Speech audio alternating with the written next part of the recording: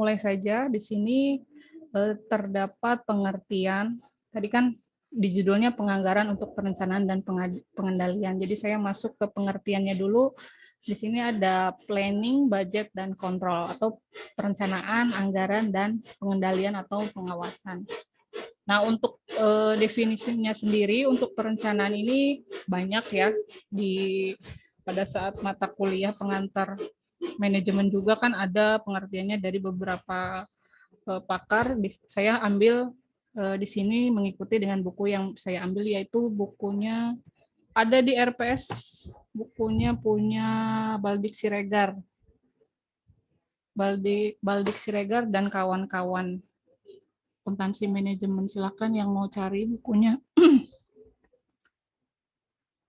Mohon diinformasikan ke teman-temannya untuk segera admit sekarang, jadi supaya saya nggak bolak-balik admit ya, teman-teman. Punten. Ya, untuk kembali lagi untuk perencanaan itu sendiri bisa didefinisikan sebagai proses untuk mengidentifikasi tujuan serta tindakan yang diperlukan untuk mencapainya.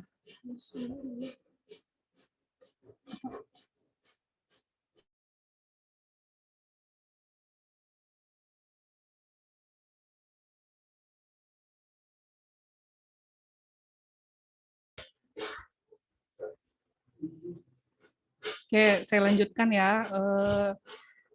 Kemudian untuk anggaran atau budget adalah ekspresi kuantitatif suatu rencana yang dinyatakan dalam satuan fisik atau uang, atau bisa juga keduanya. Jadi ini pengungkapan nilai atau jumlah ya, lebih pengungkapan nilai atau jumlah ya. Namanya anggaran berisi angka-angka lah gitu ya.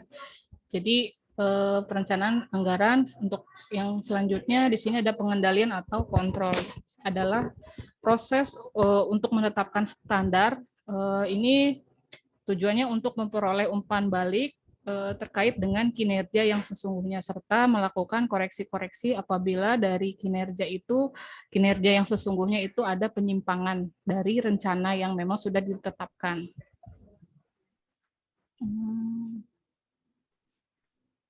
Kemudian ada jenis-jenis anggaran. Di sini ada anggaran induk. Ada 3 jenis, ada anggaran induk, ada anggaran berkelanjutan, dan ada anggaran yang selalu diperbaharui.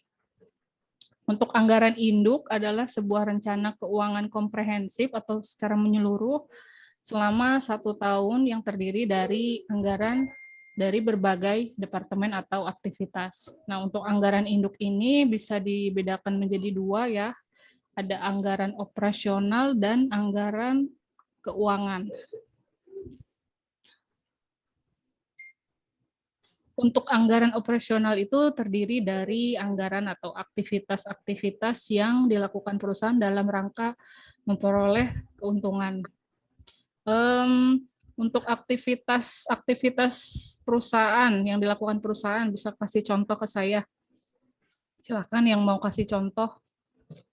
Maksudnya apa nih? Aktivitas yang dilakukan di suatu perusahaan. Kira-kira apa saja? Jangan Google ya. Saya memang tidak melihat, tapi coba teman-teman ya coba aja, salah nggak apa-apa. Maksudnya apa nih? Apa saja jenis aktivitas yang dilakukan di perusahaan untuk memperoleh keuntungan?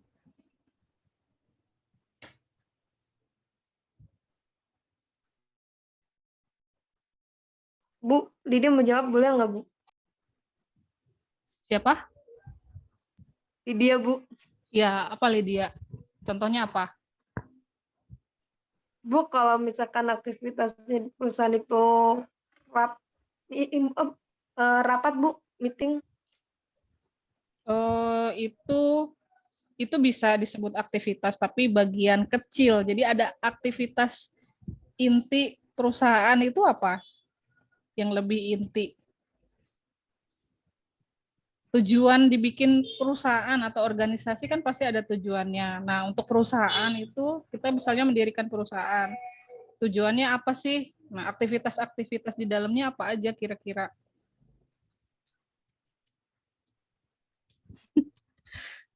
Ayo. Kalau promosi, Bu.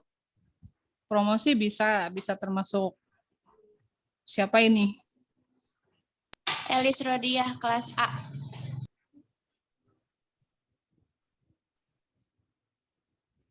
Nah, selain itu yang aktivitas inti itu bisa, itu termasuk dari, jadi ada, kalau menurut saya ada yang lebih inti atau utama dari seluruh. Ibu, kegiatan produksi bukan? Ya, boleh. Siapa? Rica ya? Iya, Ibu. Ya. Oke, sudah ada 3 yang mencoba menjawab, Lydia, Elis dan Rica. Nah, jadi aktivitasnya itu penjualan ya. Kalau kita membangun perusahaan, oke lah, tadi ke Rica dulu, produksi katanya. Itu memang betul merupakan salah satu dari aktivitas yang dilakukan perusahaan. Kemudian setelah produksi apa tujuannya? Yaitu penjualan ya, penjualan, kemudian promosi, tadi bisa dikatakan promosi, kemudian ada persediaan barang jadi. Nah, itu aktivitas-aktivitas yang nantinya dimasukkan ke dalam anggaran operasional. Ini gunanya untuk memperoleh keuntungan. Selanjutnya ada anggaran keuangan. Ini meliputi anggaran arus kas masuk, arus kas keluar, dan posisi keuangan. Selanjutnya, yang kedua, anggaran berkelanjutan atau bergulir. Nah, ini setelah anggaran 1 bulan itu direalisasi, maka anggaran 1 bulan di masa yang datang itu ditambahkan atau dibuat. Jadi perusahaan tujuannya supaya perusahaan itu memiliki anggaran dengan cakupan 12 bulan atau dalam 1 tahun. Jadi walau gini ya, maksudnya kita bulan berjalan ini misalnya bulan Februari. Nah, kita juga harus membuat anggaran untuk bulan selanjutnya, misalnya bulan Maret. Jadi nanti realisasi yang bulan berjalan ini akan dibandingkan pada saat kita menginjak bulan depan, itu akan dibandingkan begitu seterusnya. Jadi anggaran dalam 1 tahun itu memang harus dibuat 12 bulan. Sama 12 bulan, oke.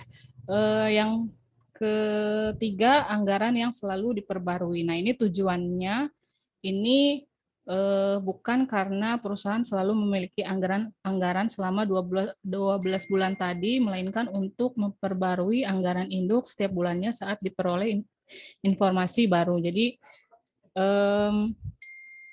ya tadi ya, untuk memperbaharui anggaran induk setiap bulan saat diperoleh informasi baru. Misalnya,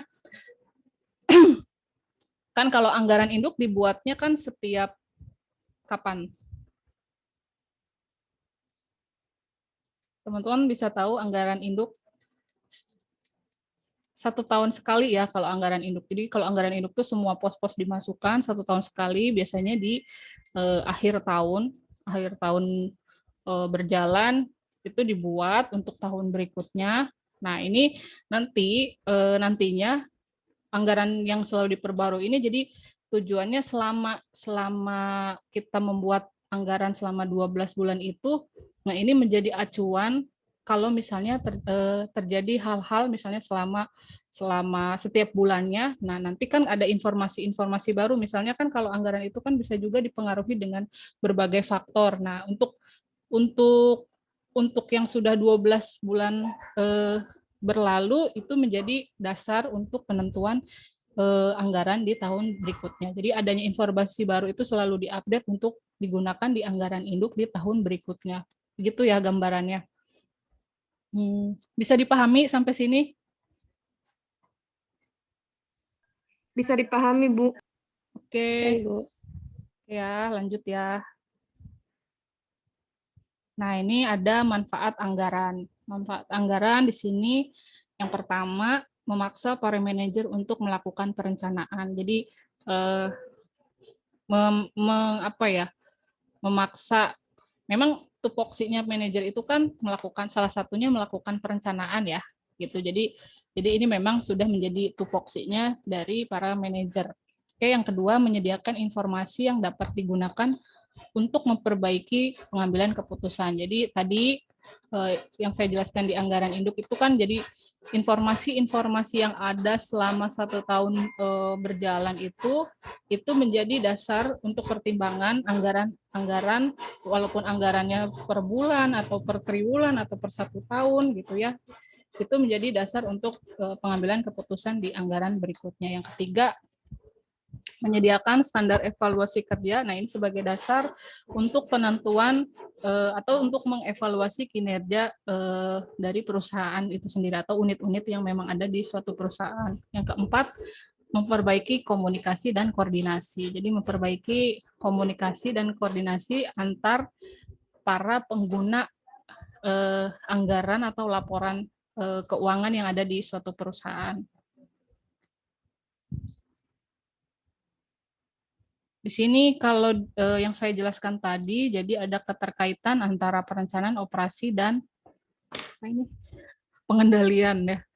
Di sini ada seperti bagan gitu. Nah, ini perencanaan ini membuat rencana strategis untuk jangka panjang, kemudian untuk jangka pendek, kemudian menyusun anggaran, lalu bisa dilakukan operasi, yakni produksi, penjualan, dan pelayanan. Nah, dari selama proses ini tentunya harus dilakukan pengendalian ya. Ini tujuannya untuk membandingkan hasil yang sesungguhnya dengan hasil yang direncanakan. Jadi membandingkan rencana strategis yang sudah dibuat. Nah, apakah sudah sesuai dengan rencana sebelumnya atau tidak, atau membandingkan rencana dengan realisasi, gitulah gampangnya. Harus diklik. Di sini ada selanjutnya sistem penyusunan anggaran. Di sini ada 3. Untuk slide-nya nanti saya ini ya unggah di mana, di BOC.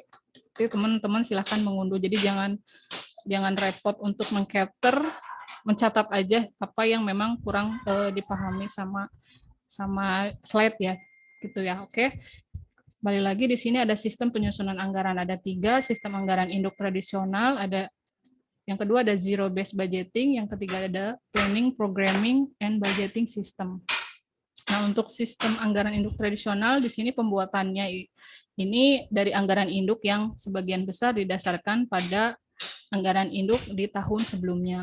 Nah, hasil-hasil yang sebenarnya itu, misalnya hasil-hasil yang sudah dicapai di tahun sebelumnya, ini bisa menjadi dasar atau ekspektasi untuk anggaran di tahun yang akan mendatang gitu ya. Itu untuk yang sistem anggaran induk tradisional. Kemudian ada zero based budgeting. Di sini manajer pusat bertanggung jawab untuk menjustifikasi adanya aktivitas atau setiap aktivitas yang sudah direncanakan dan juga yang sudah ditaksirkan untuk biaya-biaya dari setiap aktivitas. Jadi seolah-olah baru lagi untuk penyusunan anggarannya. Nah, ini untuk zero based budgeting dimulai dengan membuat daftar semua aktivitas atau program yang disebut dengan paket keputusan. Jadi dibuat oleh pusat-pusat pertanggungjawaban. Nah, ini dibuatnya oleh para manajer tadi ya. Merencanakan, nah ini menggunakan sistem zero based budgeting. Kemudian yang ketiga, PPBS, Plan Programming and Budgeting System, ini sama, hampir mirip dengan ZBB. Nah, ini cuman di sini kalau menurut saya jadi lebih lengkap, tidak hanya membuat daftar-daftar aktivitas atau program, justru di sini menentukan langkah gitu ya, atau mencakup langkah-langkah. Di sini ada 4. Yang pertama ada manajemen tingkat atas harus merencanakan sasaran serta tujuan dari organisasi baik jangka panjang maupun jangka pendek. Jadi harus membuat rencana strategis ya untuk jangka panjang dan jangka pendek. Yang kedua, mengidentifikasi semua alternatif aktivitas atau program untuk mencapai sasaran dan tujuan dari organisasi atau perusahaan. Yang ketiga, biaya dan manfaat secara kuantitatif maupun kualitatif dari setiap alternatif aktivitasnya itu harus diperkirakan. Jadi harus bisa memperkirakan biaya dan manfaat baik secara jumlah maupun secara kualitasnya dari setiap aktivitas yang atau program yang sudah ditentukan. Yang keempat, anggaran harus disusun dengan menunjukkan aktivitas atau program yang dipilih dalam jumlah rupiah yang sudah dialokasikan kepada setiap aktivitas atau program serta dibuat juga perinciannya. Gitu ya. Jadi menurut saya ini lebih lengkap. Oke, selanjutnya. Nah, untuk penyusunan anggaran operasional itu ada, kalau di beberapa buku, mungkin ada yang cuma sampai 8, cuma sampai anggaran biaya pemasaran. Tapi yang di buku yang memang saya punya ini sampai 11. Untuk minggu ini saya kasih saya jelaskan materi sampai sini dulu. Nanti ada ilustrasinya juga untuk yang minggu berikutnya, selanjutnya nanti insya Allah saya teruskan untuk anggaran-anggaran berikutnya. Jadi sampai nomor 3 dulu lah. Oke, untuk penyusunan anggaran ini ada 11 ya, mulai dari anggaran penjualan, produksi, pembelian bahan baku langsung, anggaran tenaga kerja langsung, anggaran overhead, anggaran persediaan akhir barang jadi, anggaran harga pokok penjualan, anggaran biaya pemasaran, anggaran biaya riset dan pengembangan, anggaran biaya administrasi, dan anggaran laporan laba rugi. Nah, untuk anggaran penjualan adalah proyeksi yang disetujui oleh komite anggaran yang menjelaskan penjualan yang diharapkan dalam satuan unit dan mata uang. Nah, di sini tahap-tahap pembuatan anggaran penjualan ini, yang pertama mengembangkan prediksi penjualan, yakni dengan pendekatan bottom-up approach dan mempertimbangkan faktor-faktor lain seperti adanya iklim ekonomi secara umum, adanya persaingan, iklan, kebijakan penetapan harga, atau lain-lain. Terus yang kedua, ada pertimbangan dari komite anggaran terhadap anggaran penjualan itu sendiri. Jadi pertimbangan komite dari anggaran yang sudah dibuat ya. Nah, ini ada rumus anggaran penjualan didapat dari unit yang dijual dikali dengan harga jual per unit. Masuk ke ilustrasi. Ilustrasinya di sini untuk anggaran penjualan. Laporan 1 dari Multiprima Incorporate. Ini anggaran penjualan untuk tahun berakhir 31 Desember tahun 2020. Jadi di sini bisa dilihat di dalam tabel unit penjualan dalam 4 kuartal ya. Kemudian ada totalnya dalam 1 tahun. Jadi dibagi 4 kuartal. Untuk yang kuartal pertama penjualannya sebesar 2 juta, yang kedua sebesar 6 juta, yang ketiga sebesar 6 juta juga, yang keempat sebesar 2 juta. Nah, harga jual per unitnya kuartal pertama Rp70, yang kedua juga Rp70. Yang ketiga Rp80 dan yang keempat Rp80. Ini bisa dilihat sama teman-teman untuk penjualan dan juga harganya itu berfluktuasi ya berdasarkan dengan tadi faktor-faktor tadi, misalnya berdasarkan iklim musimnya ya. Jadi kan yang namanya kita jualan tuh nggak selalu rame gitu ya, bahasa mudahnya nggak selalu rame. Nah, ini bisa dilihat nih kuartal pertama 70-70. Jadi dalam 1 tahun terlihat ada perubahan harga ya. Jadi tidak misalnya setahun nggak jualan tempe nggak cuman 6.000, ternyata sekarang 9.000. Mungkin ada faktor-faktor lain tadi ya, karena minyak atau segala macam yang sekarang. Nah, ini kembali lagi ke sini. Jadi ini perusahaan apa ya, beton gitu ya. Nah, di sini untuk harganya terjadi perubahan harga dalam 1 tahun. Di sini ada 70 ke 80 di kuartal 2 dan 3. Ya, bisa terlihat kenaikannya sebesar di kuartal 3 tuh sebesar sekitar 75% ya. Itu 75%-nya. Maka Di sini untuk penjualan totalnya tadi masukkan rumus unit penjualan dikali harga jual per unit. Ini maka total penjualannya sebesar ini. Nah, ini di rata-rata dalam 1 tahun adanya perubahan harga ini di rata-rata dengan cara berarti kan di sini ada 75 ya. 75 ini dari mana? Dari total penjualan, unit penjualan, harga jual per unit kan berarti penjualan. Nah, total ini dibagi dengan unit penjualan, maka hasilnya rata-ratanya harga jualnya itu Rp75. Sampai sini paham, teman-teman?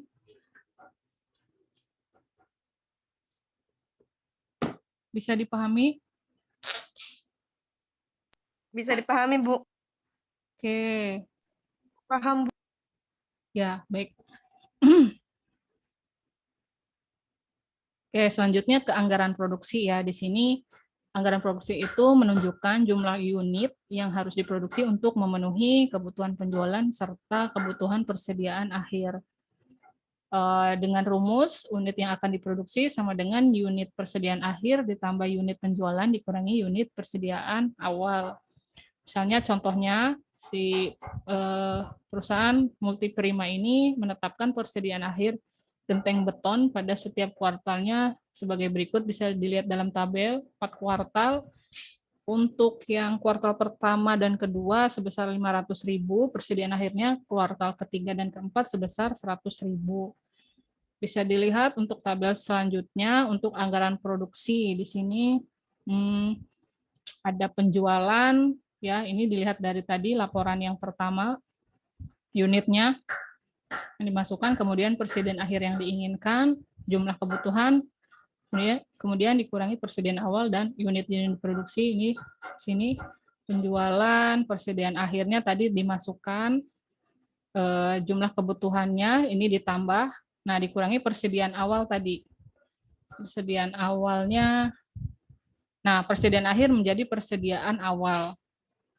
Nah kan ini kenapa, coba saya tanya, kenapa di sini yang dimasukkan di kuartal pertama 100.000, sedangkan di tabel 500.000? Ada yang bisa jelasin? Waktunya 6 menit lagi. Nanti disambung lagi lah ya untuk Zoom-nya. Ada yang bisa jelaskan kenapa malah ditulisnya 100 bukan 500, Bu?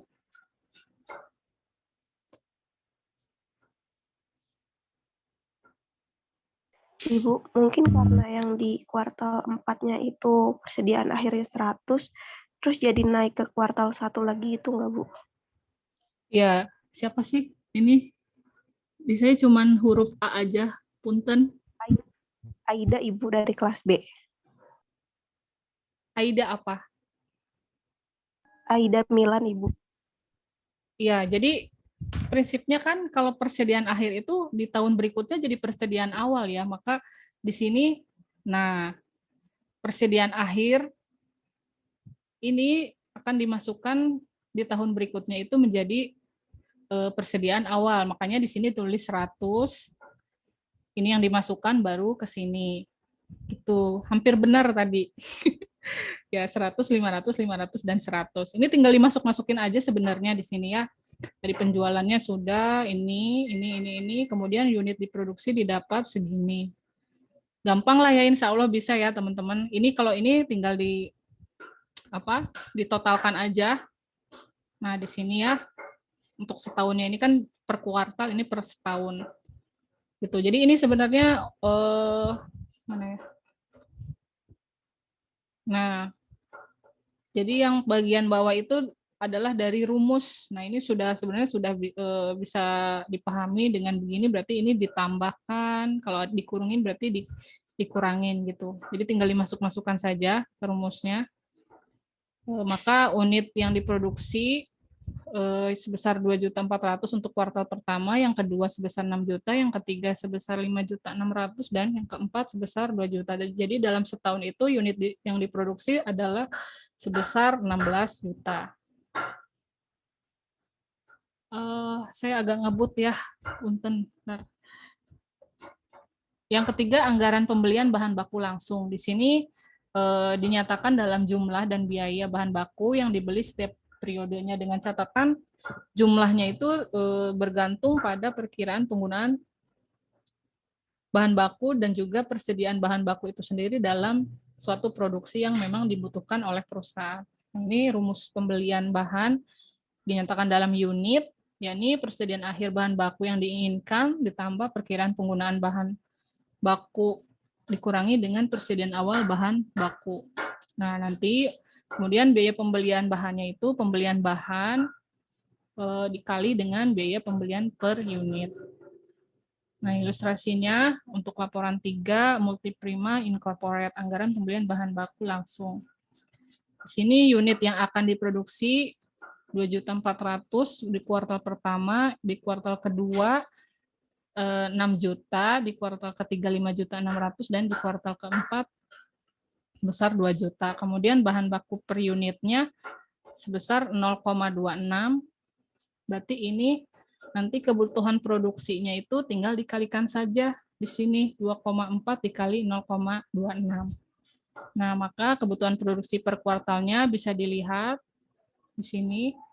Kemudian ini dalam setahun.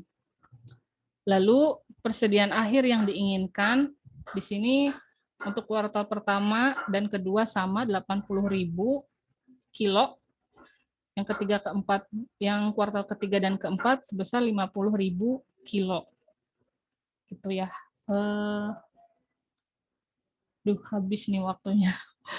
Lalu di sini kebutuhan total yakni 704.000 kilo, untuk kuartal kedua 1.640.000 kilo, yang ketiga sebesar 1.506 kilo, dan yang keempat sebesar 570.000.